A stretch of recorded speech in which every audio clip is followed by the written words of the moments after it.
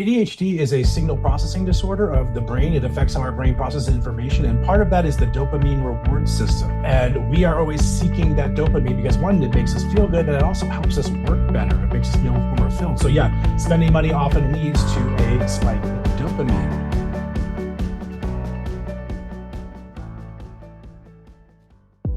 What's up, ADHD reWired listeners? Before we dive into today's show, just a quick announcement that registration for our spring coaching season is still on. If you're skeptical about setting personal goals in the new year because goals and resolutions haven't seemed to click, that's where group coaching with ADHD reWired can help.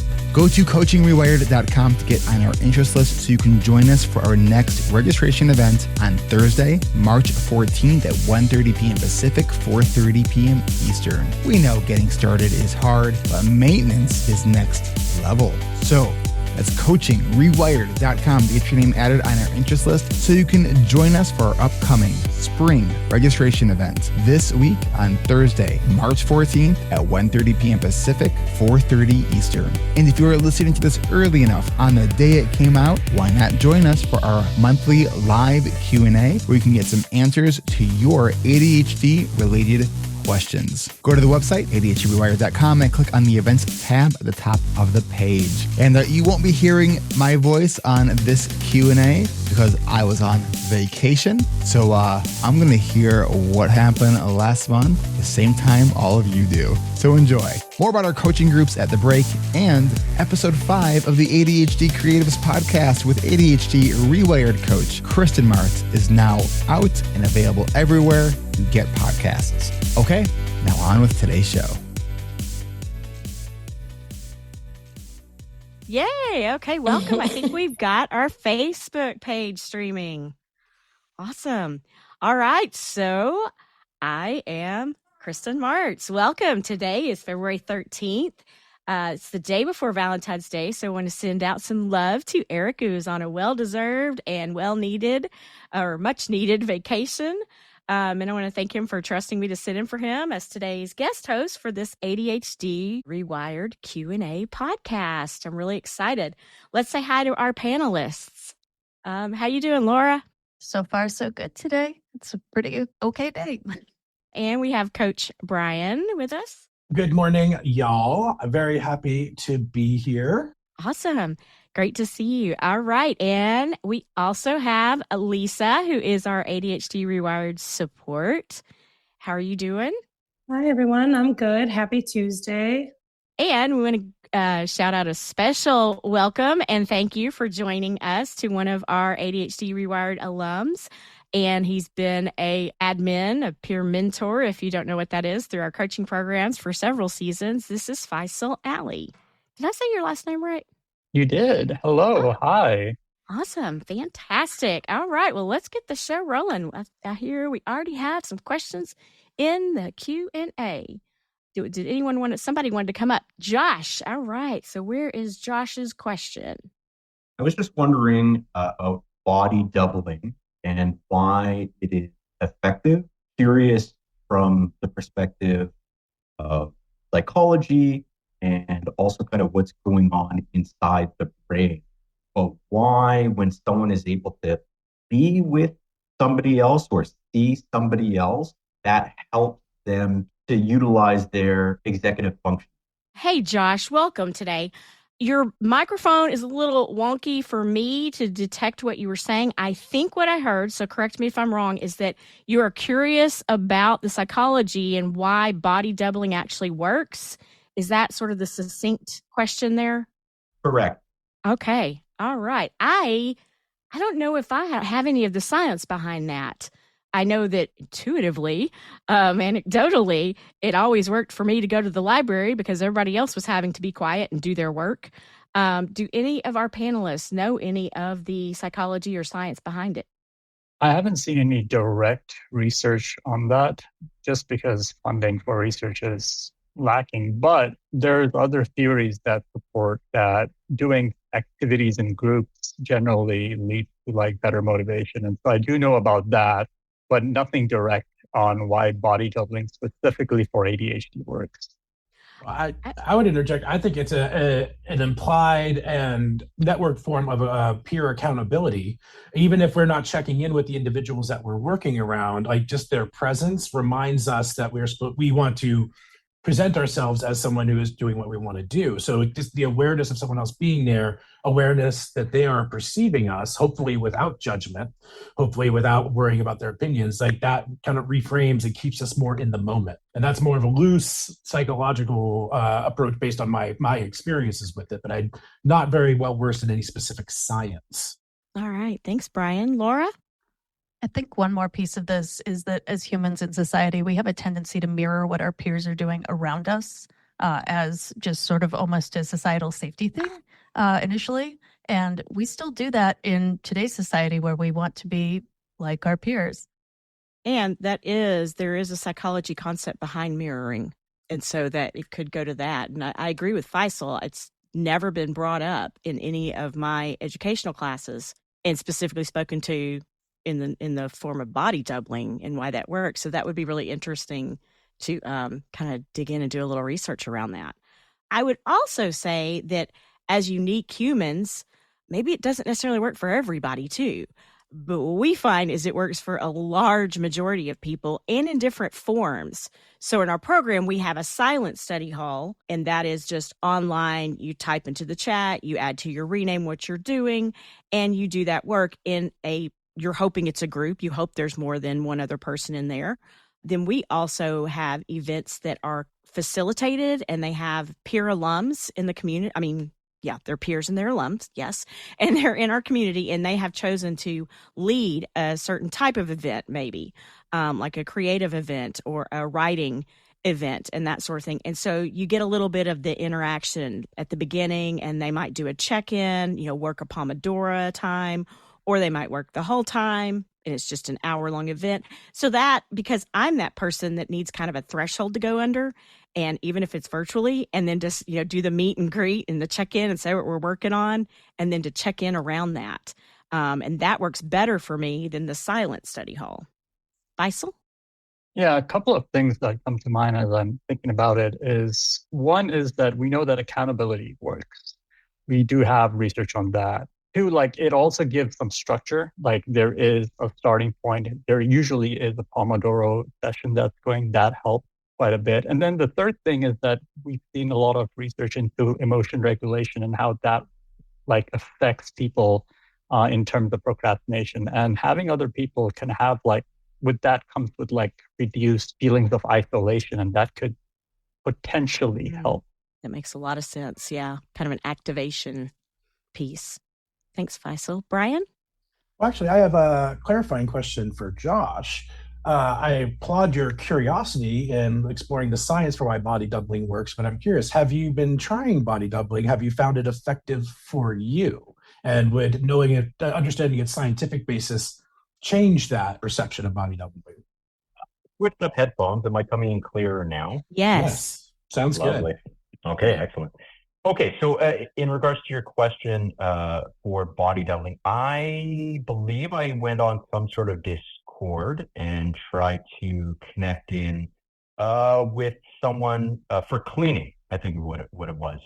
And I don't know how effective it was. I seem to really struggle when I am home alone. And I don't think that is the case for everyone with ADHD. But for me, that's when my executive functioning is the lowest.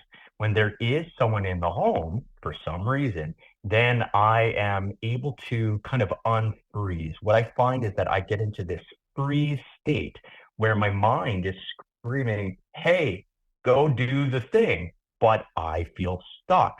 And the more that verbiage is kind of going into my head, the more stuck that I feel. When I'm with someone else, it seems that I'm less stuck in my head, and then it appears, more executive functioning to do the things that I want to do. Okay, great. Anything around that, Brian? As you're thinking about it, I'm thinking too. Well, I can say, if somebody else is around you, it kind of takes the focus off of yourself. And I'm speaking from saying we, but I'm meaning me. It's very easy in isolation for us to really get lost in our own thoughts and overthink. And I am a recovering overthinker. But if someone else is present, it pulls us out of that moment. It pulls the focus off of ourselves, off of our own thoughts, off of our own ego. And I think I kind of heard it in there. I like the way you framed it. It frees up more of your resources for executive functioning to take over. And one concept that we introduce in our part of our coaching program is the idea of checkpoints throughout our day, like cues from our environment that we can use to operate around. I've discovered this myself with my significant other. In the mornings, I sometimes have difficulty organizing myself and getting out there, but their presence doing certain things inevitably has turned into checkpoints for me that help me activate. I know when we're getting ready in the morning and they blow dry their hair, I know when I hear that blow dryer, I'm like, oh, we're close to being done. Time to get moving. Mm-hmm. So just them being in another room doing their own thing is a prompt for me to be like, oh, I'm being pulled back into the present moment and being pulled out of my head. I think of Alfred Adler, and one of his tenets of Adlerian theory is we have a strong desire for connection to others. And just as hearing you describe that, Brian, y'all were doing two different things. You were doing your own things, yet there was some connection that was there in that moment. Whereas when you're in the house alone, you can't feel the connection, even if you know there are several people in your neighborhood getting ready at the same time, thinking about that. So that's an interesting concept around it. The other thing I thought of, Josh, it sounded like when you went on Discord, it might have been a one other person. I have noticed for myself that when it starts to dwindle down in our larger group, or people start dropping out because you can come and go from these events, that I am less inclined to do the thing and more inclined to try to socialize. So I don't know if there's an aspect of thinking about that and finding a way to try a group setting to see if that would help increase that too. Yeah. Thank you, Josh, for your question. A lot to think about here and to research more of. I hope that was helpful. Oh, Josh just had a great follow-up aha in the chat that I'm resonating with. Will you read it, please? I do think the isolation of being at home increases my anxiety and overwhelm, perhaps because I am more in my head. And when I'm overwhelmed, it decreases my executive functioning. Mm. I just like that you're connecting those two things intuitively is a great approach. Yeah, nice. Thank you. Hey, Patricia. Hello, everybody. I'm good. How are you? Great. Patricia, if you don't know, she's an admin in my section this season. And so happy to see you here, and you got some questions. Yeah, and I'm happy to be here. Okay, so I always struggle in the mornings. My son and I, we both have ADHD, so we're just spinning in circles. So I wanted to know what strategies you have to gently guide him without having a lot of struggles and frustration. To keep our poor management skills and kind of get out of the house. So a clarifying question around this is, how old is your son? You said both of you have ADHD, but how old is your son? He's 6. Is he at reading level yet? He's getting there. Okay. So what have you tried already? So we both put a timer. I'm usually getting ready when it's time for him to go brush his teeth. So I FaceTime him, Mm-hmm. Okay. And he hangs that up connection on me. piece. That's nice. Yeah. So, is that somewhat successful? Not yet. And I'm trying to ask him to take his timer. And it's like, I put your own timer. You got 10 minutes, finish your breakfast. Then you're going to have to go brush your teeth. And so that's when everything falls apart, where he has a hard time transitioning. One of my thoughts is around this with, him being so young is maybe even more of a breakdown, whereas you could couple things and they be habits that are forming into routines for you. And you could, use the time frame of 10 minutes for 3 different things. I'm not so sure that he is developmentally able to access that and be successful at it yet. Mm-hmm. So I'm wondering, how could you break that down more possibly, mm-hmm. and maybe start utilizing his reading thing, give him something interactive to maybe be able to make a check mark or a star somewhere. Yeah. Just some ideas around that. Do any of our other panelists have some ideas around this? Yeah, Laura. It's an area where I might consider taking advantage of the fact that kids are unfortunately very drawn to screens.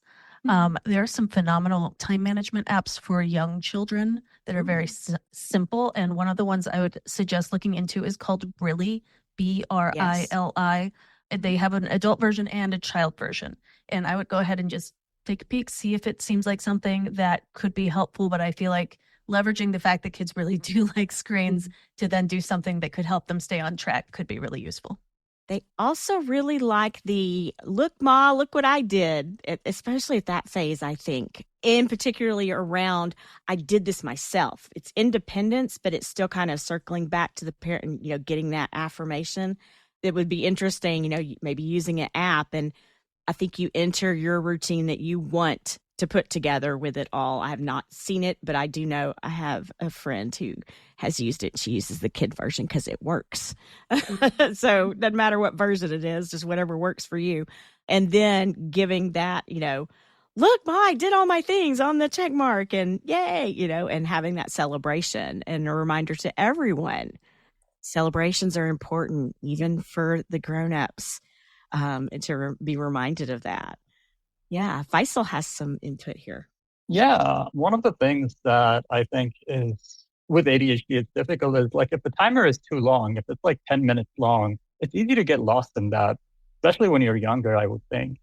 And so like putting the timer even shorter or getting a manual ticker that has a ticking noise at the background, that could help with that focus of like, okay, the time is still rolling and I'm not getting distracted by other things. Because I could see someone just, get distracted and then look at the time and it's 10 minutes up already. Yeah. The idea of incorporating any of the senses that speak to and resonate with you and your son, and utilizing that. We had a facilitator change the Zoom timer to make music go off, and it's funny, silly music because we had begun going, it'd go doo-doo-doo, and everybody would just ignore it. So now something's going off, going and we all start dancing. It's like it's a break, and it's speaking to the people who music does that to. So thinking about all the senses, even kinesthetic movement pieces can be really helpful. Visual, taste, touch, sound, all of those things, and finding little snippets that make it all work. So it might be quite a journey, but the investment here while he's really young could be really helpful. Yeah, I'm getting some ideas. Thank you. Awesome. All right. Now, Patricia has another question. Yeah, I was thinking of, techniques, which we kind of touched on already. Okay. For time management. I think that was my first question. And then I was like, wait, I have a better question. Gotcha. All right. Yeah, I just got to finish reading the whole thing and it made sense. So, yeah. Well, great. I'm glad that we were able to give you some ideas to get started. Thank you. Thanks. All right. Let's, I think Lisa has someone else that said they need to leave soon, so they might be coming up, and then we will take a break after this question, after we answer this one. Yes, Becky. Hi, Becky. Hi, how's it going? Great. How are you? Okay. So here's what I was wondering about. This is all kind of new for me, recently diagnosed. And as I've started to tell my close family and friends about, what's going on, they're not totally receptive, right? So they maybe are doubting a little bit. How could that apply to you? That doesn't make sense. And then maybe pulling the, we're all kind of a little bit that way type of a thing. And it just is really disheartening. And it makes me like not interested in, or not having the energy to explain it to them anymore. And so it's like very like isolating in a way. And I was just wondering if you guys had any strategies in relation to that.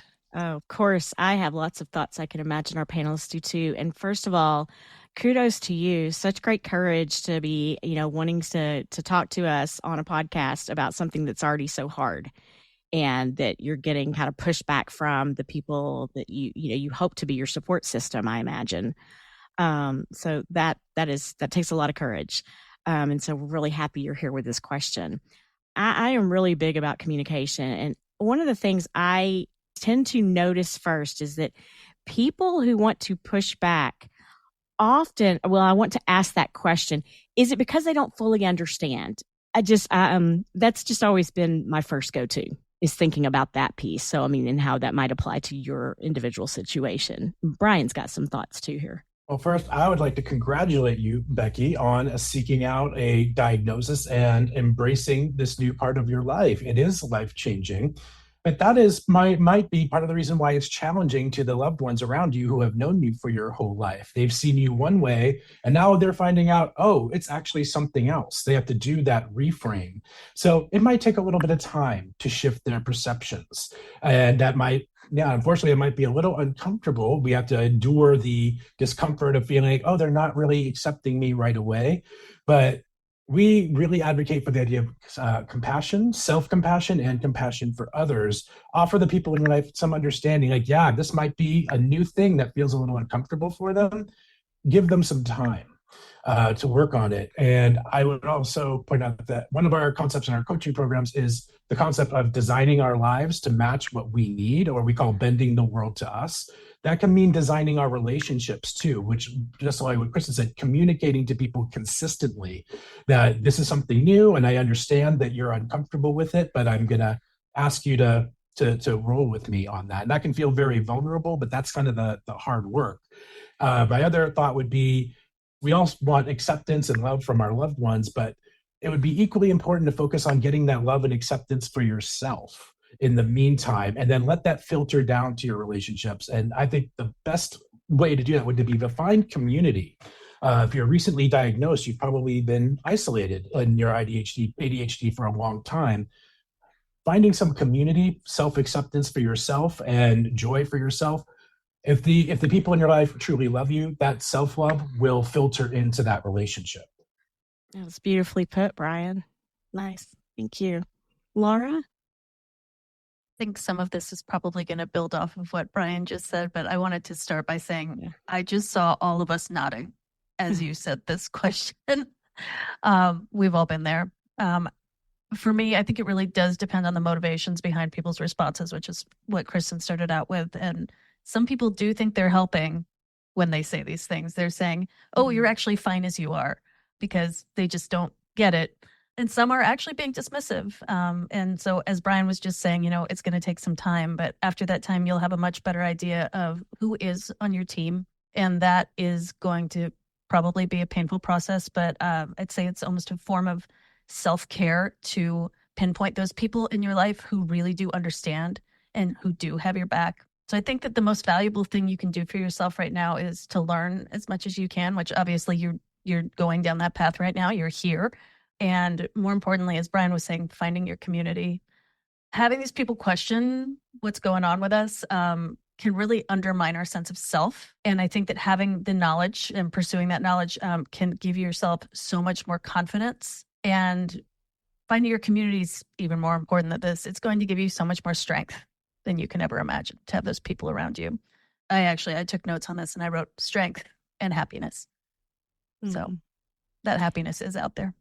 So Faisal, forgive the interruption here. I need to cap that off with Laura saying, no, I want your answer, but with saying, here's your why, Becky, for all those things Laura just shared. You are the expert on you, not people you live around or are part of your life. You are. And I hope you can carry that with you in some other, way that you want to word that and remind yourself of that. Yeah. Faisal, what did you, I would love to hear what you want to add. Well, just adding to what Brian and Laura already said, that self-compassion aspect is huge. And, there's a book called Self-Compassion by Kristen Neff, and that would be a good place to start. But I also wanted to touch on this other aspect, which is that change, like once you get a diagnosis, usually what happens is people around you can see that, okay, this person might go through some changes, and change is difficult for people. They fear what you're going to become, and they don't know what you're going to become. And so this is from a systems theory where any change is going to have an effect on the entire group of people.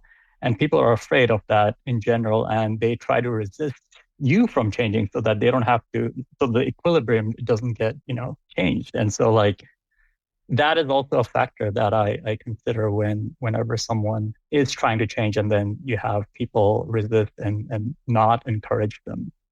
Usually it's their own fear that you might change and leave them. I just had an aha around that is kind of also like hindsight's 2020, because I'm several years out from my diagnosis, in that I had been thinking of all these things and ruminating about it and trying to identify more before I actually went and got the diagnosis, yet I did not share it with my husband.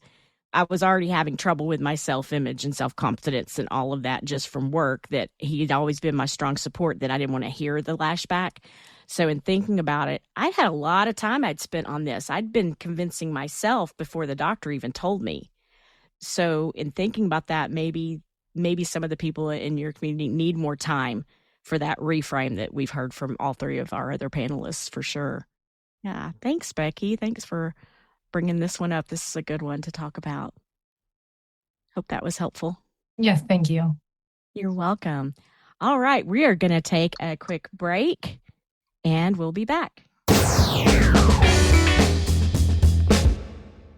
Support for ADHD Rewired comes from our award-winning online coaching and accountability groups. Learn more at coachingrewired.com. We're approaching the last week of our winter season, which means our spring season is just around the corner. This is going to be season 36. We've been at this for a decade. Don't miss your chance to secure your spot for our spring season of coaching and accountability groups by adding your name to our spring interest list so you can join us this week on Thursday, March 14th at 1:30 p.m. Pacific, 4:30 p.m. Eastern for our next spring registration event. That's coachingrewired.com to get your name added to our list so you can start your pre-registration process to receive your invitation to join us this Thursday, March 14th. And if you are listening to this after that, check the website to find out when our next registration date is. Have questions? Unsure if group coaching is a good fit for you? Wonder what group coaching is all about? That's what these registration events are for. We'll also be there to help you get signed up and ready for when we kick off our spring season on April 11th. A win, I think, would be learning the value of goal making, even at my age. And I am doing so many things every single day that I wanted to do and never got done. What I've accomplished in 10 weeks, I didn't do it alone. I did it with all of you. I did it with my A team. It's one of the hardest things I've ever done, but it is the results so far for me have been really positive in the sense that I do believe that I can live without fear. Yes, ADHD can get in the way of our best intentions. And for those of us who are neurodivergent, the journey to transition or recover from events, daily commutes, and more may require extra time and executive function. So whether you're learning to plan effectively to reduce overwhelm, establishing new routines to combat decision fatigue, enhancing self-awareness to implement strategies tailored to our tendencies, improving our self-talk to pose better questions, or simply granting ourselves permission for increased self-care, don't wait any longer. Here's your permission to dream big, create, or re-engage in your most important goals and to bloom with the spring season. Don't just survive, because you can thrive with ADHD. And the best part about group coaching is that you won't have to do any of this alone. Go to coachingrewired.com to get your name added to our spring interest list so you can join us this Thursday, March 14th at 1:30 p.m. Pacific, 4:30 p.m. Eastern. Once you've added your name to our interest list, you'll receive your invitation to start your pre-registration process. And if you didn't hear, if you've been listening to this for a while, we've made some of the pre-registration process a bit easier. That video that we asked you to watch, we cut that time for that in half, so it's only about 15 minutes now. And we made the quiz that we asked you to take even easier, because we want you to just know what this group really is all about. Because when we have great members who understand what they're getting themselves into, we have great members who get great things out of this program. That's coachingrewired.com to get started so you can join us this week. That's on March 14th at 1:30 p.m. Pacific, 4:30 Eastern. Growth through community. That's what we are all about here at ADHD Rewired, and we can't wait to meet you. One more time, that's coachingrewired.com.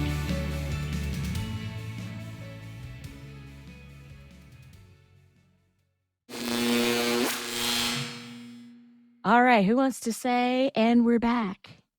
Do I have to do it? Okay. I'm doing it. All right. I think you just said it. And we're back, as I said it again.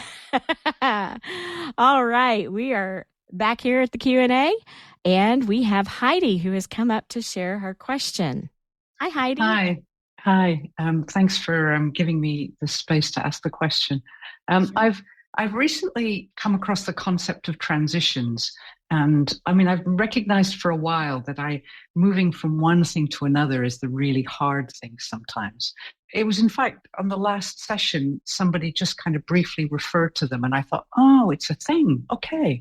So I'm just curious for your views, your thoughts about how you manage them, what they are, what your experience is, just to give me a little bit more of a picture. Yeah, I think, Heidi, it's a great question. I think one of the things for me is it's an environmental factor, and that I need to be able to change the space for the transition. I also need to identify how long does any particular transition take. I know that I have figured out through time tracking that, yes, I wake up, but I don't really want to get out of the bed for sometimes up to 45 minutes. And so knowing that sometimes it can last that long, I try to prepare myself with what time is my alarm going to go off if I have someplace to get to that next morning and I have to be doing something immediately or leaving. And so that has been helpful to me with transitions.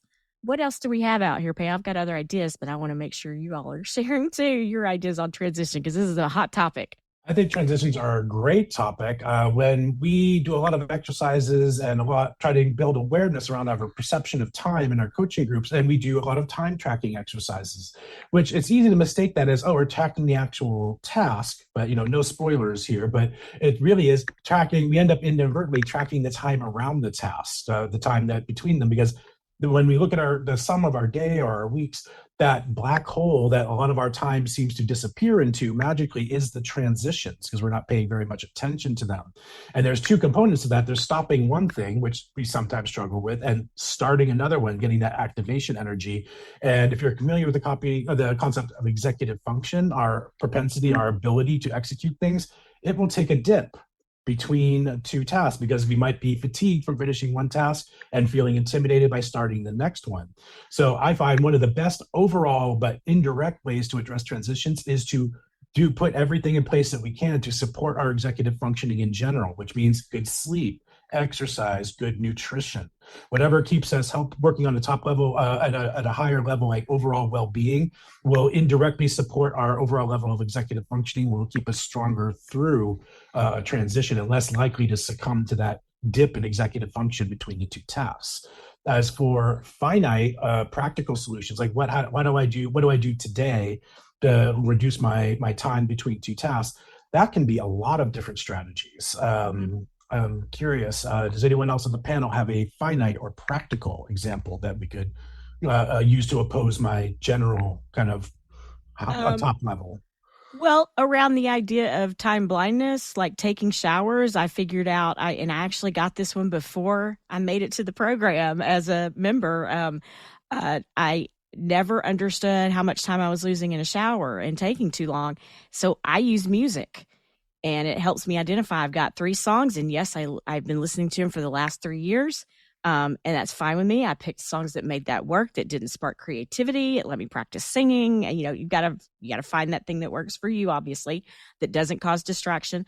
And I have been able to more successfully take 12-minute showers, way more successfully. And so part of that transition that I wanted to add on to Brian's is also assessing and identifying what gets in your way, what it easily causes you distraction, what is creating avoidance around the transition to something. What I've only recently discovered why I was having trouble with showers is it's a sensory thing. I have trouble with hot water hitting my body. And so once I identified it, it kind of normalized it and it made it easier. So not only is the music helping me with the time, now I have, the ammo of, okay, well, I don't have to let that shut me down and stop me from this transition. So kind of cognitive reframe around it. Laura? So I've got 2 ideas here, which are 2 sides of the same coin, and they're both on a more practical note. So talking about the idea of taking breaks, we talked about executive functioning. We want to be sure we're getting in some breaks here. And a break doesn't have to mean a transition, but it is a type of transition. I mean, it doesn't have to be transition from type of task to type of task. It can just be a break in the middle of that task. And going down this exact same path, that break probably needs to be timed in order to make sure that we can come out of it. And as Kristen just noted, that timer can be in different forms. It can be an actual physical timer that's like an egg timer. It can be music. What I frequently do is I will choose a single YouTube video. You have to trust yourself not to go down a rabbit hole on this one, but if you can pick a single YouTube video that's, say, 10 or 15 minutes long, and you do trust yourself to stop after that, that's another good way to go ahead and take that timed pause. On the other side of this coin, I want to go backwards and talk about, we can do task batching. And task batching is really, really important if you're trying to limit the number of transitions that you have during the day. It's much easier to go ahead and say, make all your phone calls at once, than do a phone call now and then do a phone call in 2 hours and then do another one an hour after that. If you can get it all done at once, you're not transitioning from phone to paperwork, say. So going ahead and seeing how can you block out your day to make as few transitions as possible so you're not wasting that precious executive functioning. I love that, Laura. I immediately snap back into social work school where you have micro stuff and macro stuff and meta stuff. And it was almost like you cut out the macro transitions, even though you've still got micro transitions within it. That's nice. Very nice. And I started giggling when you were sharing about the taking a break, because taking a break is not just physically getting up and walking around, getting a drink, going to the bathroom. It's making your mind quit thinking about the thing. And it's also the physical put it down. One of my very first Pomodoro dance parties that Eric hosts monthly, we were up doing the first dance thing. I was making, compartmentalized things for my drawers because I was organizing clothes. And I stood up dancing and I still had my scissors and I was cutting the boxes. And Eric's like, Kristen, what are you doing? That's not a break. So thinking about, that level of communication again, your terminology, what you say you're doing, is it really what you're doing? Figuring out what the intention is behind the thing you say you're doing. Yeah, thanks. Brian. I'm just going to throw in for one last pro tip on that for a finite tool. And Laura alluded to it. I put a link in the chat for a time timer, which is a visual timer. Mm-hmm. I've adapted to using this as a very effective tool for transitions in my own life. There's one. I'm at my home office today, but I keep one on my desk at my other office. And I will just periodically set it for random intervals, 10 minutes, 15 minutes, however I think, like, when do I want to be snapped out of this? If I fall off, how long do I want to go before I get snapped back? There's a risk of that becoming, kind of white noise. But when I'm setting it myself every time, it snaps me out of it regularly. So at least if I do go off into, the ether, outer space, I will only be out there for 5 minutes if that's what I've set it for. So I've adapted and experimented a way to use that really effectively to keep myself in this moment. Love that randomized piece to keep the novelty with it. That's awesome. Mm-hmm. Faisal. A great resource on this is a book called Deep Work, written by Cal Newport. And that talks a lot about how our relationship with technology even makes this transition time much more difficult. And he tried to cut down on these transition times by once you're switching from task to task to task, it's like there are so many transition times, there is so much time for distraction. And so going back to what Laura was saying, which is batching different activities together, grouping them together. And I also know people who have productivity systems that do day batching, where they have different days of the week where they batch activities that are similar together and do them all in one day. Those are two things that come to mind. And the third one that also comes to mind is mindfulness being big. So going back to that example of getting lost in the shower, once we could be mindful of okay, once I'm in the shower, this is a time when I know that my thoughts go all over the place and I start ruminating and doing all these things. But being able to be conscious of that, being conscious with the moment, you are able to not get lost in that moment and get back to what you are supposed to do. That makes sense.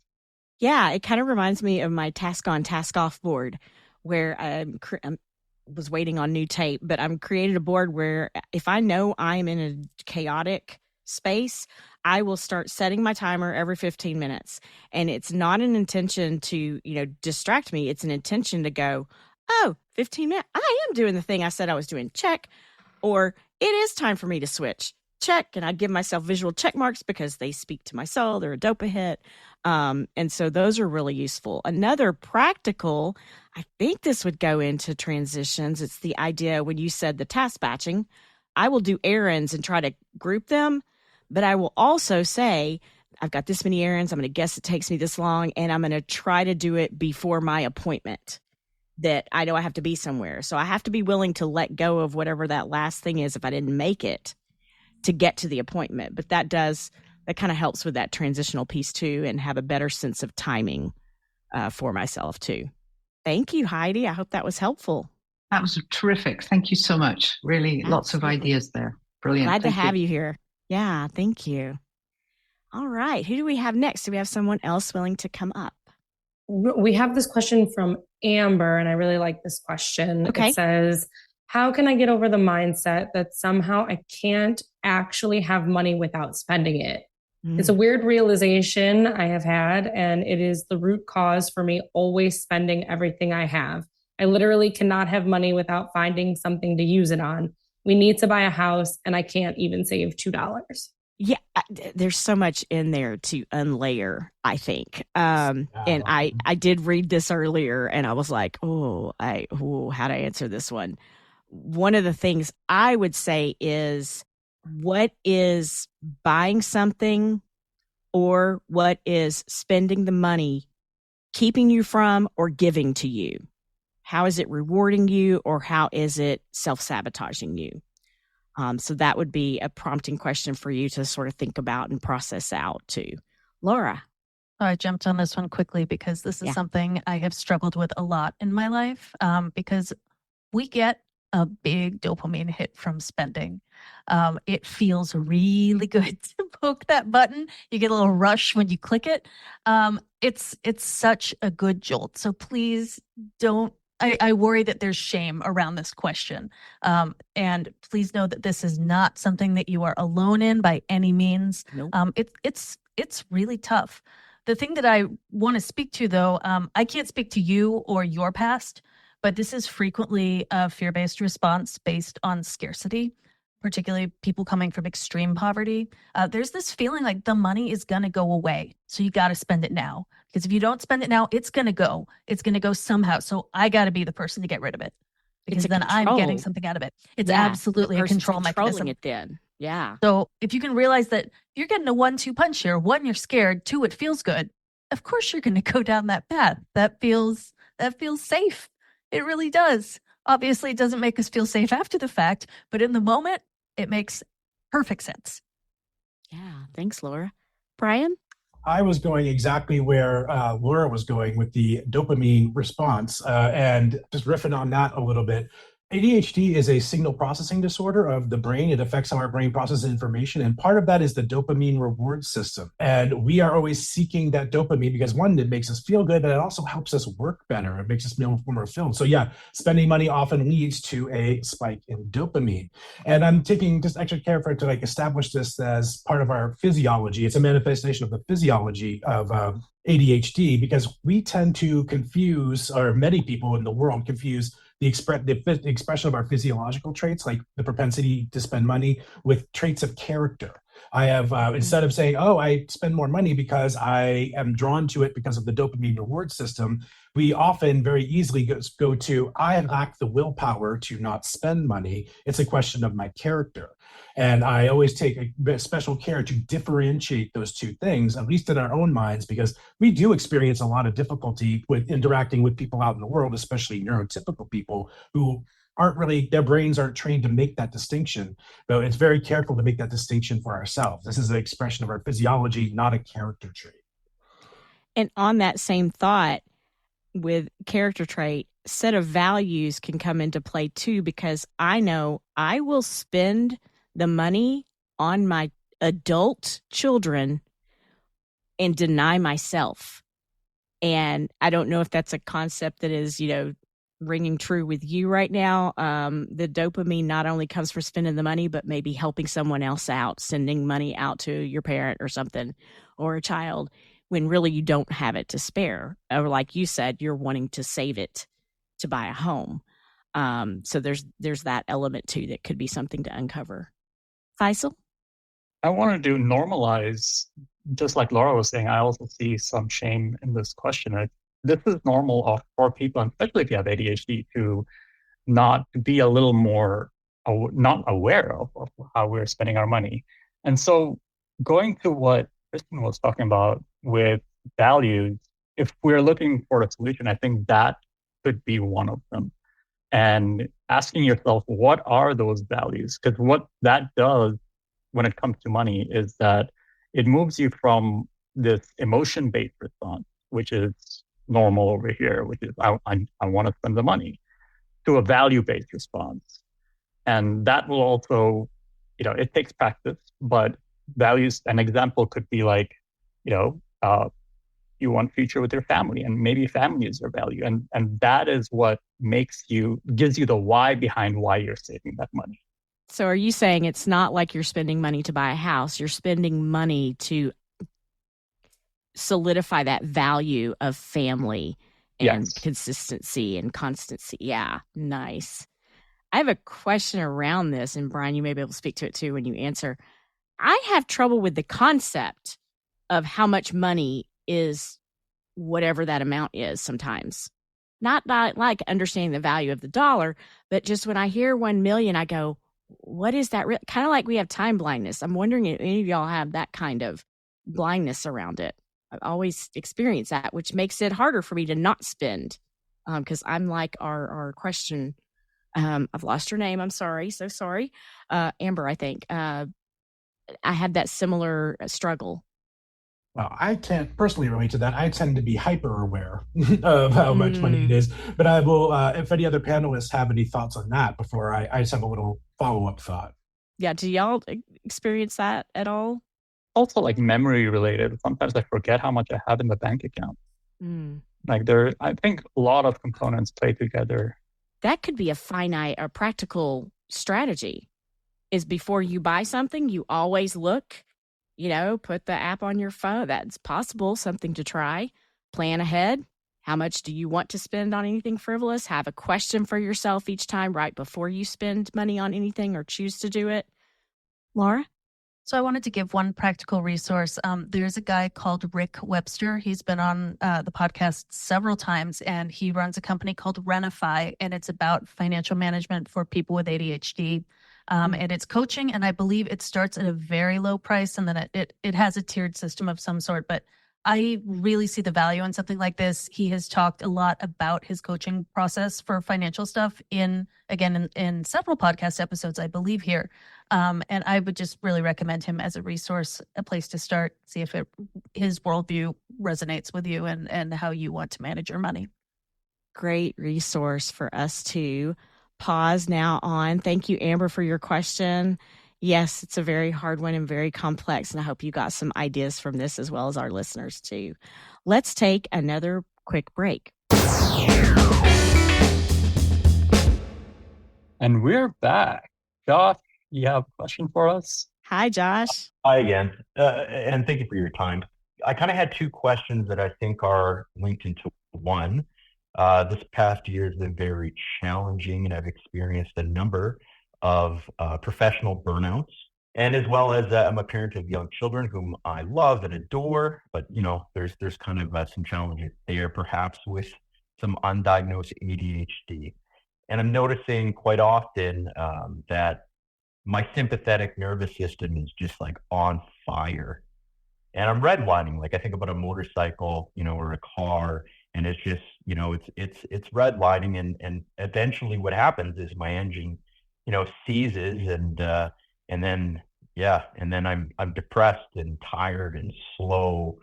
And so I'm just kind of curious about grounding techniques that you would suggest for people that are on the cusp of a burnout. And then maybe later on, I do kind of, after I wrote down these questions, I did have a suggestion. Nice. I know that we will probably all of us want to go to, I wish Dana was here, first of all, Thank you for this question. She is very well-versed, well-trained, experienced, and facilitates a lot of meditation type things for grounding. And there is research that shows that mindfulness meditations are the ones that really help with the neurodivergent thinking, the ADHD.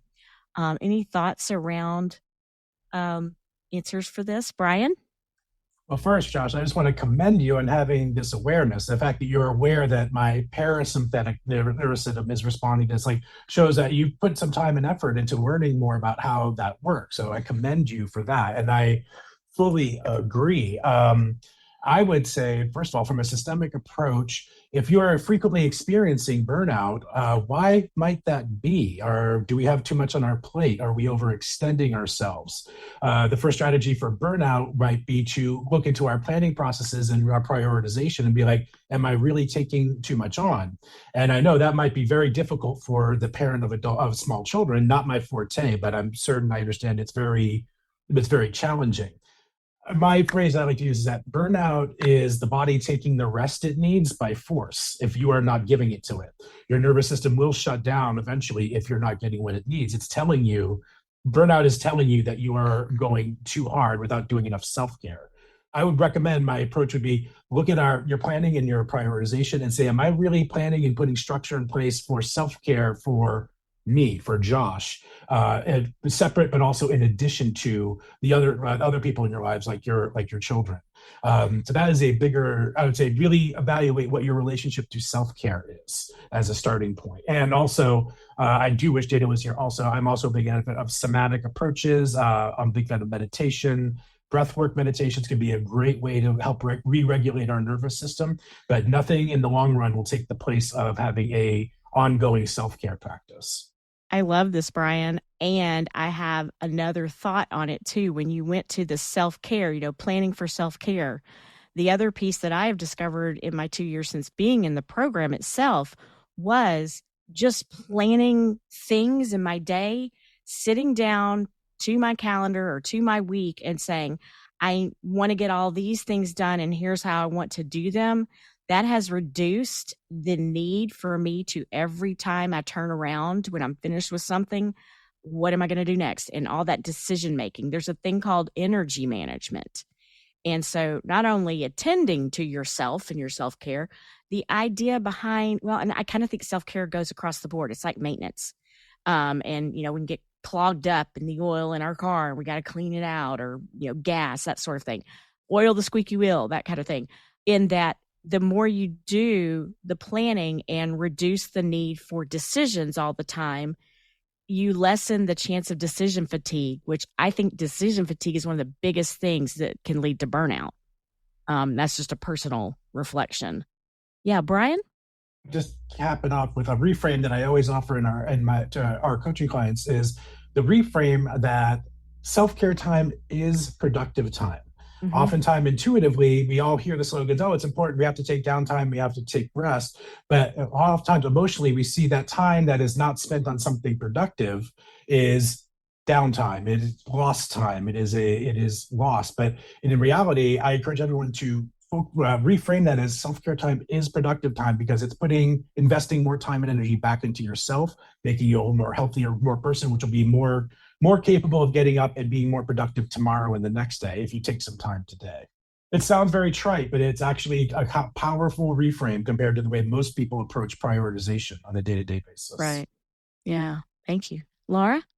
So I wanted to go back just slightly. You all said, I wish Dana were here. And I wanted to note that she has answered several questions similar to this on past Q&As about mindfulness that are really wonderful. And she also has 2 episodes recently with Eric on the podcast. As I'm sure you all know already, we have phenomenal group coaching resources through ADHD reWired and our coaching and accountability programs. We're also now referring people who are interested in one-on-one ADHD coaching to Dana. You don't have to be an alumni to do that. We also really encourage our alumni to go do that if that's something they're interested in. And so you can check out information on our group coaching on our website. And we also now have an individual coaching tab if you want to learn more about Dana and particularly her mindfulness coaching for ADHD. And Josh, in particular, thank you, Laura. In particular with small children, because that's a lot of that. What's in my control? What's out of my control? That's a double-edged sword to answer that question when it's little children, because you're helping them grow into adults and to have some, an individuation process themselves and become who they are. So there are those moments that you've got to take it when it's thrown at you. I've seen or heard that there is a lot of power in even a 30-second stop, time out, take a few deep breaths, that there is a lot of empowerment for you in that moment to kind of recharge and take control of the moment for what your behaviors or actions or the way you're going to lead and facilitate with your kids is what that's going to do. And doing several of those throughout the day could be really powerful. Thanks, Josh. Great question. Glad you came back up. Hope that was helpful.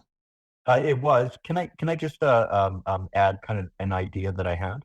Oh, that's right. You said you had one. Sure. It is Faisal, correct? I don't want to say someone's name incorrectly. Yes. Okay, Faisal. Just wanted to like, I noticed it says that you're a drug and addiction counselor, and so that is the field that I work in. And there can be an incredible amount of vicarious trauma that is in our field. And I haven't actually struggled per se with addiction myself, and yet I'm a group facilitator. And I preach the good word of any sort of support groups. I think it's necessary. There's a very famous TED Talk by Johann Hari, and his theory is that the opposite of addiction is connection. Yeah. That addiction is really a symptom of kind of unmet needs. And so in answer kind of to my own questions as I was sitting here and thinking about it, I think that connection for me and support groups is vitally important, and I never really recognized that. Here I am, preaching the good word of connection in support groups, and yet I'm not actively seeking out one for myself. So I think that might be an avenue that I might pursue, which will help maybe with the executive functioning so that, I'm not stuck in my own head, but I can lean on to other people to help me when I'm feeling kind of low. Yeah, it's amazing how connection with other people helps become connected with yourself.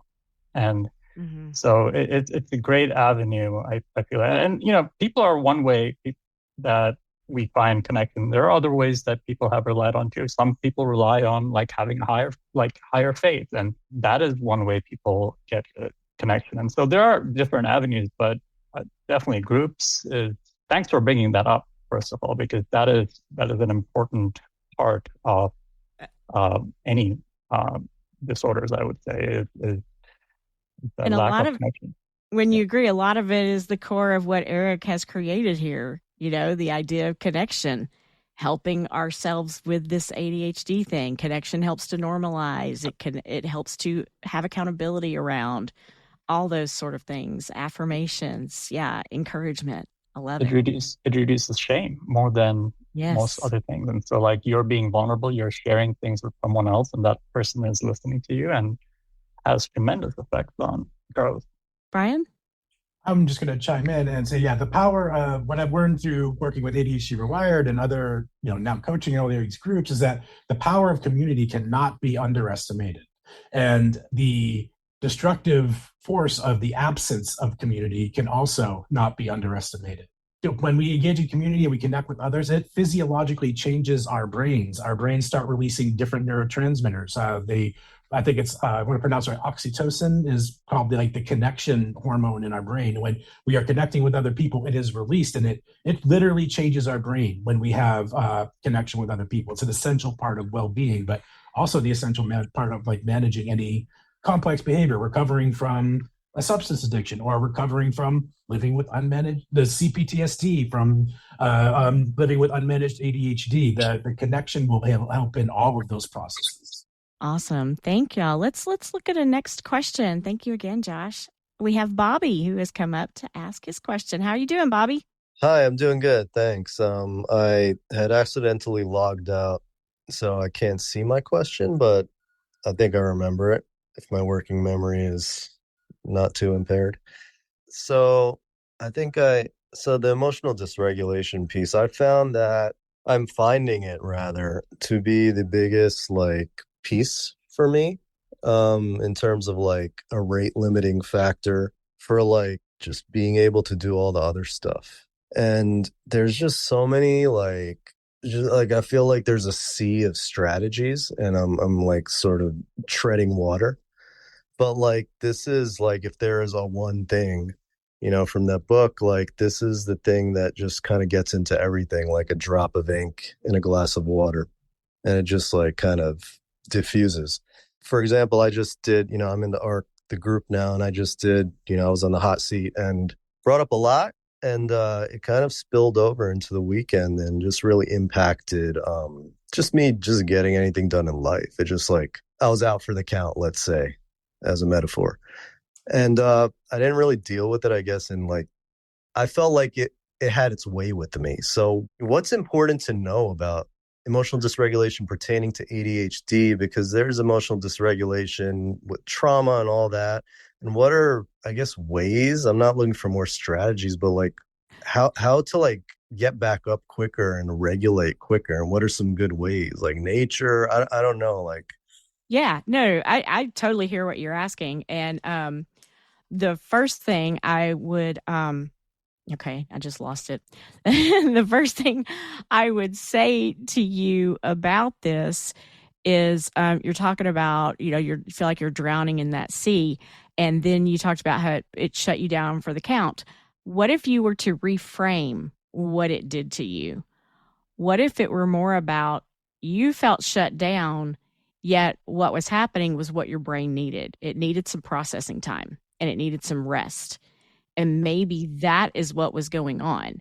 Maybe you felt unproductive or shut down because you weren't doing the things you typically do because you'd had this mastermind that had uncovered things.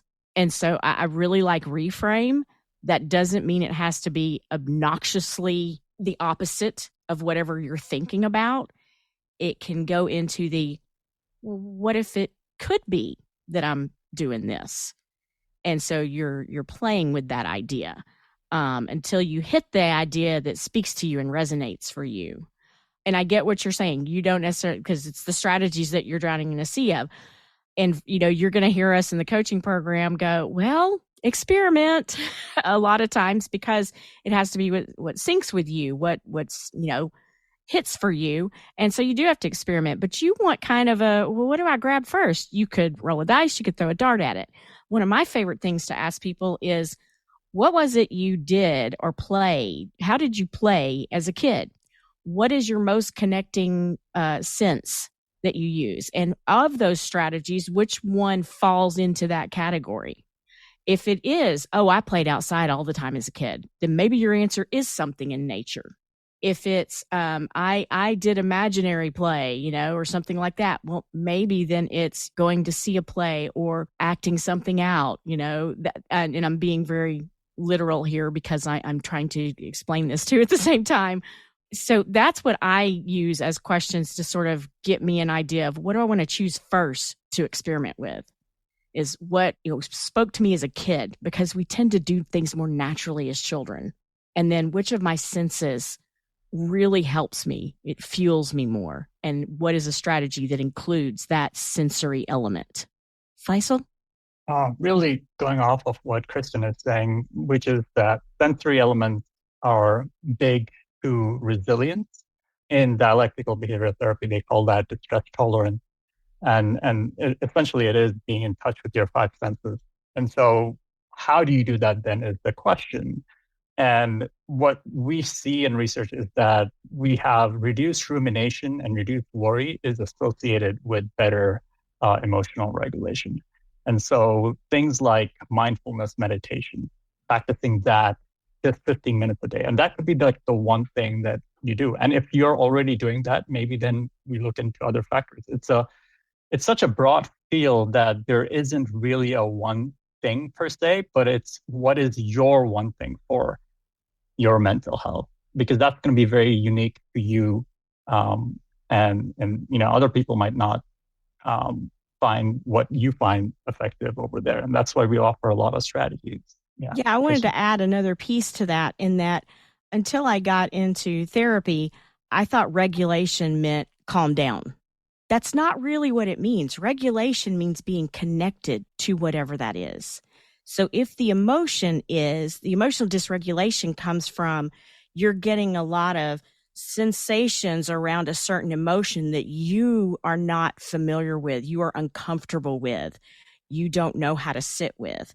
Some people who, the worst emotion in the world may be the one that they are most familiar with and know how it presents for them. That doesn't mean they like that emotion. That just means they're regulated in sadness or they're regulated with anger. It means maybe sometimes we don't know how to feel contentment, satisfaction. Sometimes we don't know how to take a compliment because we're feeling, a regard toward us, because that's uncomfortable. So in thinking about when you say regulation, is what is the emotion that's come up for me that I am not used to or comfortable with or familiar with, and how can I get that way with it? Laura? So I think that something that we can compare a little bit here is the physical sensations that we get from emotional dysregulation can feel really similar to the sensations that we get with burnout. And when we're feeling burned out, there's now actual science in terms of practical strategies that we can do to work on closing our stress cycle. And the stress cycle, you can read more about it. There's a phenomenal book that we've mentioned on this podcast many times. It's called Burnout, The Secret to Unlocking the Stress Cycle. Came out in 2019, and it's by Emily Nagoski and Amelia Nagoski. And those 6 things, I'm going to go ahead and just read them right now because it's 6 things. We've got physical activity, creativity, laughing, crying, physical affection, and deep breathing. So that deep breathing one right there, we're looking at our mindfulness meditation, everything we've been talking about here. But all of those other things, if you're having trouble engaging with your sensory stuff that's going on, you can look at maybe just doing that exercise, maybe just being creative or going and seeing something creative. As Kristen was saying, there's nothing wrong with expressing your emotions, laughing, crying, and physical affection. So if you're having trouble engaging with any of these, can you pick one? I literally just find one, try it, and see if it works for you, because I think maybe picking from 6 might be easier than looking at a sea of strategies. As you're saying, let's get rid of that overwhelm and just try one. Just try one. Yeah. And practicing those. You can do those things when you feel fine, and it helps you because remember, it gets in the way of our executive function when we become overwhelmed. So making a decision is part of executive function. Yeah, having these practices and maybe only choosing between 2 in the moment, or saying, I'm going to practice this when this happens, and getting yourself a visual cue around that. Brian? I would just like to follow up before we move on first of all, Bobby, I commend you for recognizing that emotional regulation is the X factor in ADHD management and our general well-being. Many of us overlook it, even though it might be the most obvious thing. And it's kind of a core principle of my approach to coaching, is addressing that emotional aspect. I'm a little curious about the framing you had about how your experience after your hot seat. I love the phrase vulnerability hangover. That is great. Mm-hmm. And I'm curious, why do you think it is that you're seeing that as something negative, that you were out of sorts afterwards? And I'm going to offer a comparison. Suppose you did something unusually physically strenuous. You don't usually go out and run, but you went out, decided on a lark to go out and run 3 or 4 miles. Would you feel badly about the fact that you were physically tired for a few days afterward? Oh, would you like me to respond? Yeah, it's a hypothetical. Yeah. No, I hear what you're saying. In hindsight, yes, I agree with what you're saying. I think it just, because it unmasked a lot. And then I think the biggest piece for me was like shame and then depression. That's how it was for me. But then there was things I wanted to engage with and know I could do that would like help kind of recenter me and process that, or like transmute it, if you will, which is yoga, which is going and taking a dip in the ocean, a block and a half away. But it was such a flood and like a hijack, if you will. And it just kind of took control. And I, didn't eat the best things, or just couldn't really get out of bed, like Bobby? just spent the day kind of in it. So would it be fair? Bobby, would it be fair to say that it was unpredictable to you, this experience after doing the mastermind? That you Yeah, it had was like no idea. it was like a tsunami, sort of. Yeah. And so now knowing that, now Yeah. you're looking for those strategies to put into play, because it does happen a lot doing masterminds or doing coaching or those sort of things. And so that's that regulation piece, is what can I do that helps me experience that emotion and be okay with it and have more predictability around the outcome once it calms. Yeah, nice. Doing a mastermind for the first time is a significant event. It's just like what you're describing here, is it touched my shame, it touched my aversion to those feelings. That's some deep stuff. That's why masterminding is so powerful. So this was clearly a powerful experience. Congratulations on that. I think it's completely appropriate and normal that you would feel a little spent afterwards. Now that you've gone through that system and now you've gone through that experience, the next time that you get in touch, you might have a better picture of I can anticipate I'm going to be a little bit out of sorts after this. So I'm going to put controls in place ahead of time. So you did something new for the first time, and there was a unpredictable result that we can gain some insight from. So everything you sounds, I think you're doing great right there, even if it was unpredictable. I want to commend you on embracing that and going to that vulnerable place. And now we've learned a little bit more about how our bodies react to that experience. That's great. Faisal, can you cap us off with the last thought around this? Yeah, one of the things is that we really harp on taking care of yourself right after the mastermind. We really do say take the day off, because we know that is difficult. That's never easy. That's one. And the second thing that comes to mind is as cliche as the question is what would you tell a best friend who is going through this? If a best friend of yours went through a mastermind and you see that person is being affected by it, what would you tell them? Would you be accepting of that? That's nice. Love it. Leaving our listeners with something to ask themselves, giving them that inner dialogue that they need to help reframe and assess the moments. This was great. This was a lot of loaded, as Brian said, X Factor-like questions for sure. I so appreciate Faisal for joining us on the panelists today. Brian, Laura, thank you. Lisa, thank you for all your support too. And thank you again for allowing me to be your guest podcast host today. This was great fun. It was kind of a different role. I learned a few things. Thank you. And if you are interested in coaching, go to the website, not the podcast. You're at the podcast. Go to the website, ADHDrewired.com, and check out how to get started. Thanks, everyone. Have a great week. And that's all for now.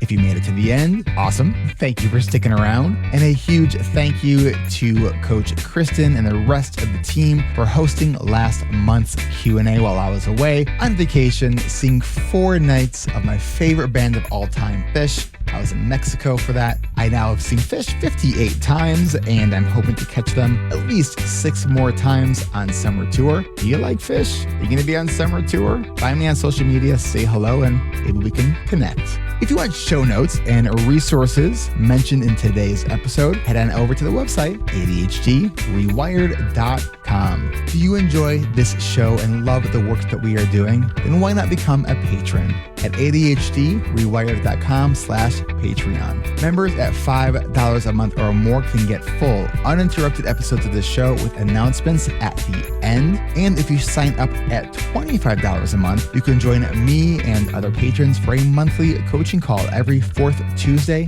of the month. And if you are looking for some focus buddies to keep you on task while you tackle your toughest to-dos, why not check out our ADHD-friendly body doubling community at adultstudyhall.com. Right now, we have 11 facilitated sessions each week, and our 24/7 quiet co-working room is always open. Have thoughts about today's show? Want to start a discussion? Apply to be part of our free and secret Facebook community at the website ADHDrewired.com. And remember, if you want more info about our coaching groups, go now to coachingrewired.com to get registered for our upcoming spring registration event happening this Thursday, March 14th at 1:30 p.m. Pacific, 4:30 Eastern. And want to know what we just covered in our coaching groups? Coaches Brian Entler and Kristen Martz and I, we just did this coaches roundtable discussion all about yearly planning, and we streamed it live on the ADHD Rewired YouTube channel. And we are aiming to keep these about 15 to 20 minutes. We're going to try to do this each week. This is a new thing we are trying. And we're going to do this again. We're going to go live on Wednesday, next Wednesday at 1 p.m. Pacific, 4 Eastern. And we're hoping to we're going to go live at 1 p.m. Pacific, 4 Eastern, continuing our conversation all around yearly and monthly planning. You can find everything from our coaching groups to our adult study hall community to our Facebook community to Patreon. Everything that we do, you can find at ADHDrewired.com. Again, huge thanks to the team for another great episode and for taking the reins for this recording for our monthly live Q&A. It was wonderful to be able to get a couple weeks off. Thank you so much. And a huge thank you to everyone who tuned in live to chime in or to ask your questions. All right, that's it for now. If you want more ADHD Rewired, go check out all the back catalog. We have 500 plus episodes. I think we are at 526, so they're all available for free. And if you want some of our other content, check out our other channels. Check out our YouTube channel. Check out Kristen Martz's new podcast, the ADHD Creatives Podcast. Subscribe, leave us ratings and reviews because that just makes our day. And we'll see you next week.